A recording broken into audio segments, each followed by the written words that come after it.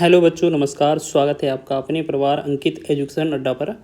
आज हम बात करने वाले हैं हिंदी का बहुत ही महत्वपूर्ण टॉपिक। इसमें आगे हम बढ़ते हुए पहले हमने वर्णमाला को पार्ट बाय पार्ट कवर किया हुआ है और इस पार्ट में हम संज्ञा को पूरा कवर करने वाले हैं। तो आखिर संज्ञा में क्या क्या किस तरीके के क्वेश्चन बन सकते हैं और किन किन तरीक़ों से बांटा जाता है, ठीक है। तो सभी क्वेश्चन बात करेंगे। तो यहाँ पर मैं बात कर लेता हूँ। मैं अंकित सर और यूपीपी क्वालिफाइड यहाँ पर सब लिखा है और इसके बारे में जो भी महत्वपूर्ण इन्फॉर्मेशन है हिंदी से रिलेटेड, जो भी आपका एग्ज़ाम में बन सकता है, वो आपको सब प्रोवाइड कराएंगे। चाहे आपका हिंदी साहित्य हो, चाहे आपका ग्रामर हो, ठीक है, व्याकरण हो, सभी आपको इंपॉर्टेंट नोट्स हैं वो हैंड रिटन नोट्स के माध्यम से मिलेंगे। और अगर वीडियो आपको अच्छा लगे तो प्लीज़ एक बार लाइक ज़रूर कर दें, शेयर कर दें। साथ ही साथ हमारे चैनल पर नए हैं तो चैनल को सब्सक्राइब जरूर कर लें। इसी तरीके से हम 1 बाय 1 डेली आपको वीडियो प्रोवाइड करा रहे हैं। तो ये हमारा बढ़ता हुआ संज्ञा का वीडियो है, ठीक है। इसके बाद हमारा सर्वनाम आएगा। इसी तरीके से आगे बढ़ते जाएंगे। और अगर आपको जो भी टॉपिक पहले कमज़ोर लगता हो, आप अपना कमेंट करिएगा, तो सबसे पहले वही टॉपिक करा दिया जाएगा, ठीक है ना। उसके बाद हम सीरीज से बढ़ते हुए क्रम में चलेंगे। तो आखिर हम बात करेंगे इसमें संज्ञा की। तो यहाँ पर संज्ञा की बात कर रहे हैं। तो आखिर संज्ञा होती क्या है, तो संज्ञा क्या है, संज्ञा क्या होती है। तो अगर बात करेंगे संज्ञा में, तो संज्ञा किसी व्यक्ति, वस्तु अथवा स्थान के नाम को संज्ञा कहते हैं, ठीक है। अब इसमें हम कुछ एक्स्ट्रा पॉइंट लिख कर आएंगे, वो चीज़ आपको नोट करते चलना है। जैसे यहाँ पर लिखा है, प्राचीन हिंदी के आधार पर संज्ञा 5 प्रकार की होती है या 5 भेद होते हैं इसके, ठीक है। अच्छा, 5 भेद कौन कौन से होते हैं, जैसे जातिवाचक संज्ञा, व्यक्तिवाचक संज्ञा, भाववाचक संज्ञा, समूहवाचक संज्ञा और द्रव्य या पदार्थवाचक संज्ञा, ठीक है। तो आपने ये देखा, जातिवाचक संज्ञा, व्यक्तिवाचक संज्ञा, भाववाचक संज्ञा, समूहवाचक संज्ञा, द्रव्यवाचक संज्ञा, ये 5 इसके प्रकार हैं। अधिकतर यही क्वेश्चन बनता है कि संज्ञा के कितने प्रकार होते हैं, तो अधिकतर आंसर में यही लगाना होता है, ठीक है। अगर स्पेशली क्वेश्चन पूछा जाता है तो हमें एक्स्ट्रा कुछ और प्रकार देखने होते हैं, ठीक है ना, कि 2 प्रकार होते हैं कि 3 प्रकार होते हैं, वो क्वेश्चन में पूछने का तरीका अलग होगा। तो यहाँ पर हम अधिकतर नॉर्मली अगर पूछा जाए कि संज्ञा के प्रकार कितने होते हैं, तो 5 होते हैं, बस इतना ही कहेंगे हम, ठीक है। अब बात कर लेते हैं हम इसकी कि संज्ञा मूल रूप से कितने प्रकार की होती है, तो सिर्फ 2 प्रकार की होती है। अच्छा, 2 प्रकार कौन कौन से हैं, एक तो होता है यथार्थवादी और एक होता है भाववाचक।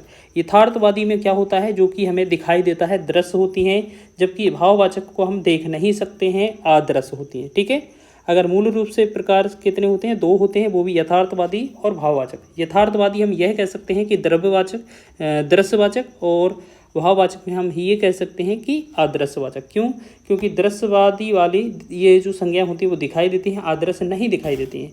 तो यहाँ पर स्पष्ट लिखा है हमने, जिसे हम देख सकते हैं अपनी आँखों से, वो दृश्य हो जाएंगी यथार्थवादी संज्ञाएँ।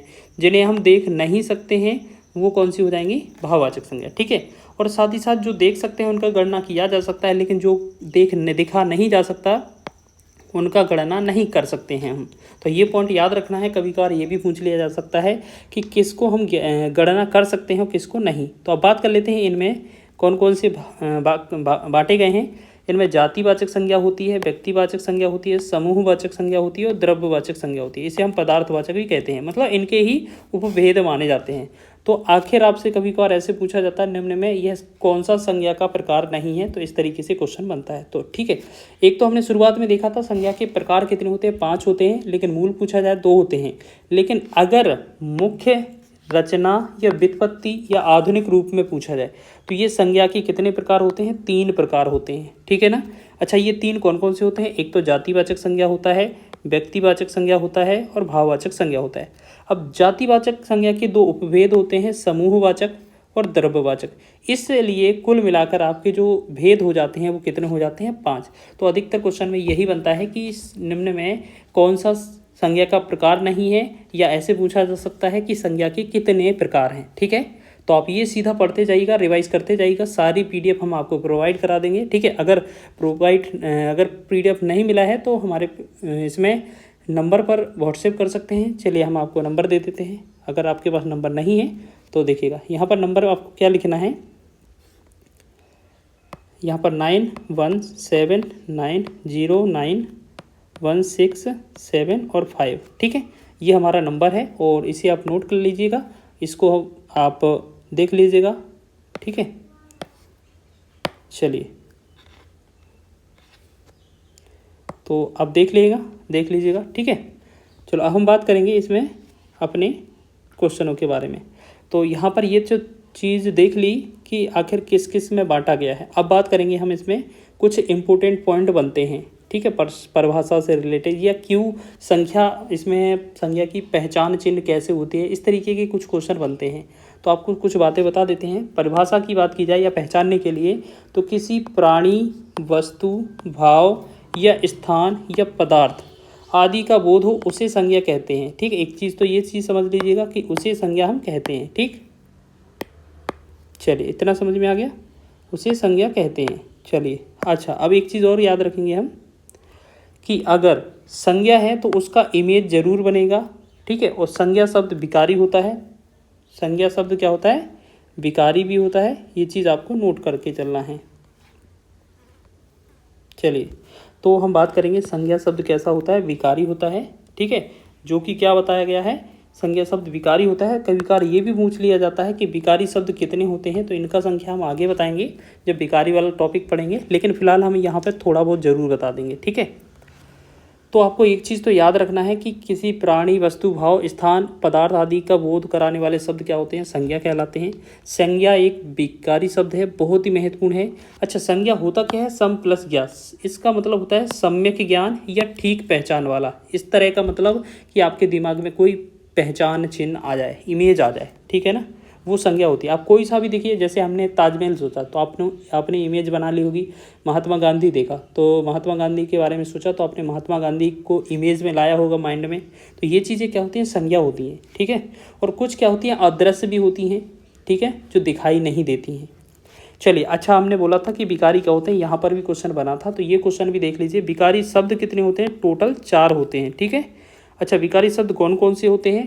ऐसे शब्द जिन्हें लिंग, वचन आदि के आधार पर परिवर्तित या परिवर्तन किया जा सके, तो वो क्या होते हैं? विकारी शब्द कहलाते हैं। विकारी शब्द की संख्या कितनी है? 4 है। जैसे संज्ञा हो गया, सर्वनाम हो गया, विशेषण हो गया, क्रिया विशेषण हो गया। अच्छा, एक चीज़ और यहाँ पर हम आपको बता दें कि अगर कभी भी आपको क्रिया विशेषण ऑप्शन में मिले, क्रिया विशेषण, तो ये क्रिया विशेषण जो है वो क्या है? एक अव्यय का प्रकार है। ठीक है, अव्यय का प्रकार है। कई बार डायरेक्ट यही बनता है क्वेश्चन कि क्रिया विशेषण क्या है? एक अव्यय का प्रकार है। तो ये चीज़ आपको नोट नहीं करना है, लेकिन आपको ये चीज़ें जरूर नोट कर लेनी है। कितने होते हैं विकारी शब्द? 4 होते हैं। ठीक है, संज्ञा होता है, सर्वनाम होता है, विशेषण होता है, क्रिया विशेषण होता है।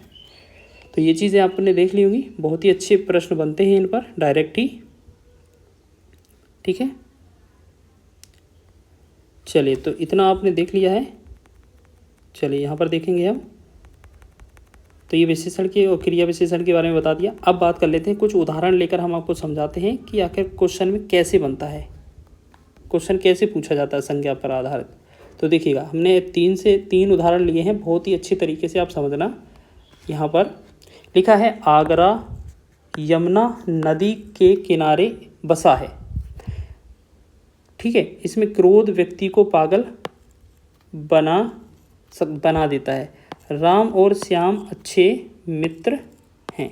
अब देखिए, यहाँ पर सारी चीज़ों का वर्णन मिल जाएगा आपको। आगरा क्या है? एक व्यक्तिवाचक संज्ञा है, तो ये क्या है? संज्ञा है। यमुना क्या है? एक व्यक्तिवाचक संज्ञा है, तो ये क्या है? संज्ञा है। नदी क्या है? एक जातिवाचक संज्ञा है। ठीक है, ये हम व्यक्तिवाचक जातिवाचक है ना, आगे अलग से डिटेल में पढ़ेंगे। ठीक है, तो पहले तो ये समझ लिया, आगरा क्या है, यमुना क्या है, नदी क्या है, गंगा क्या है, ब्रह्मपुत्र क्या है, ये सारी की सारी संज्ञा है। और वो भी कौन सा? हमारा व्यक्तिवाचक और जातिवाचक। इसमें से ये नदी है वो आपका जाति हो जाएगा, जैसे गंगा, यमुना, ब्रह्मपुत्र, ये आपके व्यक्तिवाचक हो जाएंगे। क्रोध हो गया, व्यक्ति हो गया, पागल हो, तो ये क्या? क्रोध क्या है? एक संज्ञा है। व्यक्ति क्या है? ये भी एक संज्ञा है। पागल क्या है? एक विशेषण है। अगर यहाँ पागलपन हो जाएगा, पागलपन, ठीक है, पगला या पागलपन बना देता है, तो पागल बना देता है। तो अगर इस तरीके से बनागा तो ये आपका संज्ञा हो जाएगा, ये आपका विशेषण है। ठीक है, तो फिलहाल आप तो ये देख लीजिए कि अगर सेंटेंस में क्वेश्चन आता है तो ये ढूंढना पड़ता है कि कौन सा संज्ञा है। बस, राम और श्याम अच्छे मित्र हैं, तो यहाँ राम संज्ञा है, श्याम भी संज्ञा है और मित्र भी संज्ञा है। मित्र कैसी? भाववाचक संज्ञा है। लेकिन ये अच्छा जो है ना, ये एक विशेषण है, तो ये संज्ञा का प्रकार नहीं है। जैसे पागल था, तो ये पागल भी एक संज्ञा नहीं है, पागलपन संज्ञा हो जाएगा। ठीक है, तो इस तरीके से आपके एग्जाम्पल बनते हैं और आपके पूछे जाते हैं। तो आप इन्हें पहचानना सीखें, बनाना सीखें एग्जाम्पल के थ्रू। ठीक है। चलिए अब बात कर लेते हैं सभी संज्ञाओं के बारे में, एक एक करके देखेंगे हम सभी संज्ञाओं को। तो यहाँ पर बात कर रहे हैं हम अपनी संज्ञा के बारे में। तो यहाँ लिखा है, सबसे पहले बात करेंगे हम जातिवाचक संज्ञा। जातिवाचक संज्ञा क्या हो, जो जिन संज्ञा शब्दों से किसी वस्तु या व्यक्तियों की पूरी जाति का बोध होता हो उसे जातिवाचक संज्ञा कहते हैं। और एक चीज़ और ये नोट कर लेना कि जातिवाचक संज्ञाएं ज़्यादातर बहुवचन में आती हैं, या बहुवचन संज्ञाएं जितनी भी होंगी वो सब की सब क्या होंगी, जातिवाचक संज्ञा होंगी। ठीक है, याद रख लेना, ठीक है ना। चलिए अच्छा, इसके बाद कुछ एग्जाम्पल देख लेते हैं जो जातिवाचक संज्ञाओं से बनेंगे। जैसे पशु पक्षियों के नाम भी क्या होते हैं, जातिवाचक होते हैं। इनमें जैसे गाय हो गया, ये जातिवाचक है। कौवा जातिवाचक, घोड़ा जातिवाचक, तोता, बाज, बैल, हिरन, ये सब के सब क्या होते हैं, मोर, सब के सब पशु पक्षी क्या होते हैं, आपके जातिवाचक होते हैं। ठीक है ना।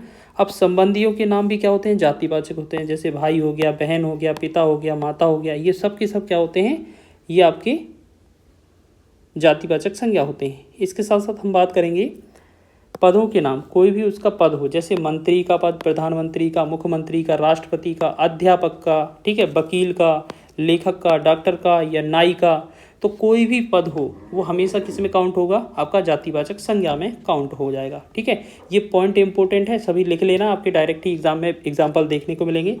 आगे बात कर लेते हैं कुछ वस्तुओं के नाम और अन्य नाम कैसे कैसे। जैसे पुस्तक का नाम मिले, मकान का, नगर का, शहर का, राज्य का, पेड़ पौधों के, फल, नदी या पर्वत, फूल आदि के नाम जो होंगे वो भी क्या होंगे, आपके संज्ञा हो जाएंगे, वो भी जातिवाचक संज्ञा।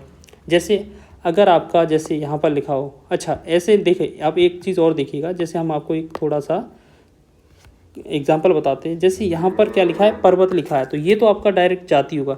पर्वत की जगह हिमालय लिखा जाता तो ये आपका व्यक्तिवाचक होता। ठीक है, ठीक है ना। शहर लिखा है तो ये आपका डायरेक्ट ही जातिवाचक होगा, लेकिन शहर का नाम जैसे दिल्ली, आगरा, मथुरा होगा तो वो आपका व्यक्तिवाचक हो जाएगा। ठीक है, अगर फूल लिखा है तो आपका जातिवाचक है, लेकिन आपका कमल का फूल लिखा है, इस तरीके का लिखा है, तो ये चीज़ें क्या होती हैं, आपकी जातिवाचक में चली जाती हैं। ठीक है, और जातिवाचक हमने आपको पीछे बता दिया है कि ये बहुवचन होता है इसमें। ठीक है, बहुवचन वाली होती हैं।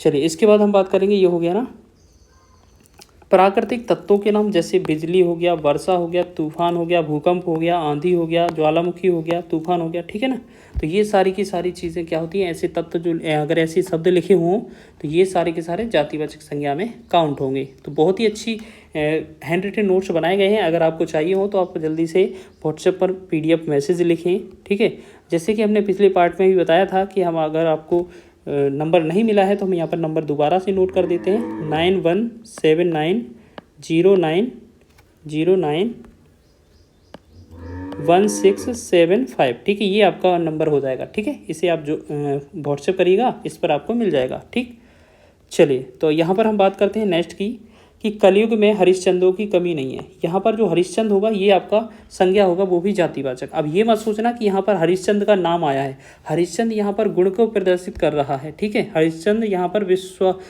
सत्य को प्रदर्शित कर रहा है। हरिश्चंद्र का मतलब है सत्य निष्ठा वाला व्यक्ति, तो ये यहाँ पर जाति को दर्शा रहा है या गुण को दर्शा रहा है, तो ये क्या होगा, जातिवाचक। समुद्रगुप्त भारत का नेपोलियन था, तो ये नेपोलियन भी क्या है, एक जाति को दर्शा रहा है। हमारे देश में जयचंदों की कमी नहीं है, तो यहाँ जयचंद जो है ना विश्वासघाती से रिलेटेड है, तो यहाँ पर भी ये जातिवाचक संज्ञा को दर्शा रहा है। ठीक है, चलिए इसके बाद हम बात करेंगे अब व्यक्तिवाचक के बारे में। तो व्यक्तिवाचक संज्ञा देख लीजिए क्या होती है, बहुत ही शानदार है। व्यक्तिवाचक संज्ञा का मतलब होता है जो शब्द किसी स्थान, वस्तु, व्यक्ति आदि के नाम का बोध कराएं। ठीक है, पीछे हमने क्या देखा था, आदि शब्द का बोध कराते हैं और यहाँ पर सीधा उनका नाम पूछा जाएगा तो उसे व्यक्तिवाचक संज्ञा कहा जाएगा। ठीक है ना, तो ये कैसे, ये सदैव एक वचन में पाई जाती हैं, ये चीज़ याद रखना कि सदैव एक वचन में पाए जाने वाले शब्द व्यक्तिवाचक होते हैं। और एक चीज़ याद रखना, विश्व में या दुनिया में जो भी व्यक्ति अकेला है, अद्वितीय है और श्रेष्ठ है, वो सब के सब इसी में आएंगे व्यक्तिवाचक संज्ञा में। ठीक है ना, और कुछ एक्स्ट्रा फैक्ट देखिएगा क्या पूछा जा सकता है कि आपसे, कि देशों के नाम, जैसे आपके देशों के नाम हैं, ये देशों के नाम जो हैं वो भी आपके किसके अंतर्गत आएंगे, व्यक्तिवाचक। जैसे भारत, चीन, अफ्रीका, अमेरिका, इंग्लैंड, कुछ भी हो तो ये आदि किसके देशों के नाम व्यक्तिवाचक में आएंगे। नदी व झीलों के नाम, तो ये गंगा, यमुना, वुलर झील, सुपीरियर झील, बेकार झील। झील हो या यमुना हो, उसका नदी का नाम लिखा है तो आपका व्यक्तिवाचक में आएगा। अगर नदी लिखा है, झील लिखा है तो आपका जातिवाचक में आएगा, ठीक है ना। अगला है व्यक्तियों के नाम, जैसे राम, श्याम, मोहन। अगर राम, श्याम, मोहन लिखा है तो आपका व्यक्तिवाचक होगा। अगर इसी की जगह व्यक्ति, इंसान या मनुष्य लिखा है तो वो आपका जातिवाचक होगा।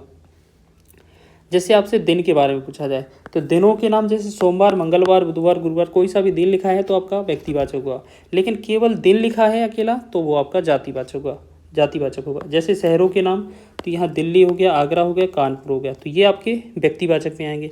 लेकिन केवल शहर लिखा है तो वो आपका जातिवाचक में आएगा, ठीक है। और ग्रंथों के नाम की बात की जाए, रामायण हो गया, महाभारत हो गया, कुरान हो गया, पद्मावत हो गया, साकेत हो गया, कामायनी हो गया। अगर इनकी ग्रंथ के नाम की बात की जाए तो ये आपका व्यक्तिवाचक होगा। सिर्फ ग्रंथ लिखा है तो वो आपका जातिवाचक होगा, ठीक है। अगला है समाचार पत्रों के नाम, तो दैनिक जागरण, दैनिक भास्कर, अमर उजाला, नवभारत टाइम्स, हिंदुस्तान टाइम्स, तो ये आपके समाचार पत्रों के नाम आए तो आप बता सकते हैं व्यक्तिवाचक है। अकेला समाचार पत्र लिखा मिले तो आपका जातिवाचक होगा। अब बात कर लेते हैं भाववाचक संज्ञा के बारे में। तो सबसे ज़्यादा पूछे जाने वाला जो टॉपिक है वो है भाववाचक संज्ञा, ठीक है। इसके प्रकार भी बहुत होते हैं, कन्वर्सेशन भी पूछा जाता है। तो भाववाचक संज्ञा में क्या होता है, जिन शब्दों से किसी वस्तु का भाव, दशा, धर्म, गुण आदि का बोध हो उन्हें भाववाचक संज्ञा कहा जाता है, ठीक है। तो ये चीज़ आप समझ रहे हैं, ये चीज़ कहा जाता है। तो यहाँ पर हम देखेंगे, यहाँ पर तो ये चीज़ें क्या होती हैं, आदर्श होती हैं, ये चीज़ें दिखाई नहीं देती हैं, ठीक है। और इनकी गणना भी नहीं की जा सकती है, तो इनकी गणना भी नहीं की जा सकती है।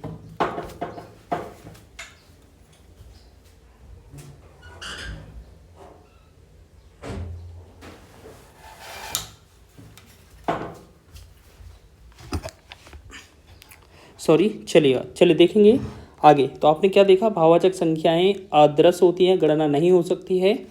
और आगे बात करेंगे, भाववाचक संज्ञा का निर्माण 5 प्रकार से किया जाता है, या हम कहें कन्वर्जेशन। यहाँ से क्वेश्चन बनता है बहुत, ठीक है। तो हम बात करेंगे, अगर भाववाचक संज्ञा बनानी है तो ये जातिवाचक से भाववाचक बनेगी, सर्वनाम से बन जाएगी, विशेषण से बन जाएगी और क्रिया से बन जाएगी, ठीक है। सभी से ये क्या हो जाएगी, जातिवाचक संज्ञा बन जाएगी, ठीक है। चलिए, इसके बाद 4 बन गया, और आपका अव्यय से भी बन जाती है। तो आप देखेंगे, अगर आप अव्यय से भी बनाना चाहें तो अव्यय से भी ये जातिवाचक संज्ञा, भाववाचक संज्ञा बन जाएगी। अब बात कर लेते हैं इनके उदाहरण। तो सबसे पहले बात करेंगे हम जातिवाचक से भाववाचक बनाने के लिए। तो मानव एक जातिवाचक संज्ञा है, जो कि भाववाचक बनाएंगे तो मानवता बनेगा। मित्र एक जातिवाचक संज्ञा है, तो यहाँ मित्रता बनेगा। तो डायरेक्ट ही एग्जाम्पल देखिए, पुरुष से पौरुष बनेगा, लड़का से लड़कपन बनेगा, बूढ़ा से बुढ़ापा बनेगा, और इंसान से इंसानियत बनेगा, ठीक है। हो सकता है एग्जाम्पल आपको इन्हीं में से देखने को मिल जाए, तो आप सारे एग्जाम्पल प्रैक्टिस कर लीजिएगा, ठीक है। अब बात करेंगे हम सर्वनाम से रिलेटेड, ठीक है। सर्वनाम से भाववाचक संज्ञा बनाएंगे तो क्या करेंगे, अपना एक सर्वनाम है, और अपनापन या अपनत्व ये आपका भाववाचक संज्ञा बन जाएगा। स्व से स्वत्व बन जाएगा, अहम से अहंकार बनेगा, मम से ममत्व बनेगा या ममता बन जाएगा, निज से निजत्व बनेगा, ठीक है। नेक्स्ट आगे बात करेंगे हम विशेषण से भाववाचक बनाने के लिए। तो क्या क्या उदाहरण होंगे, कठोर से कठोरता बन जाएगा, चौड़ा से चौड़ाई बनेगा, वीर से वीरत्व या वीरता बनेगा। तो ये क्वेश्चन महत्वपूर्ण है, ये आपका यूपी पुलिस में पूछा गया था। सुंदर से सुंदरता बनेगा, भोला से भोलापन बनेगा, चतुर से, यहाँ चतुर लिखा है, ठीक है, मिस्टेक हो गया यहाँ पर देखिएगा। तो यहाँ क्या है, ये आपका चतुर है, ठीक, ये आपका चतुर है। चतुर से क्या हो जाएगा आपका,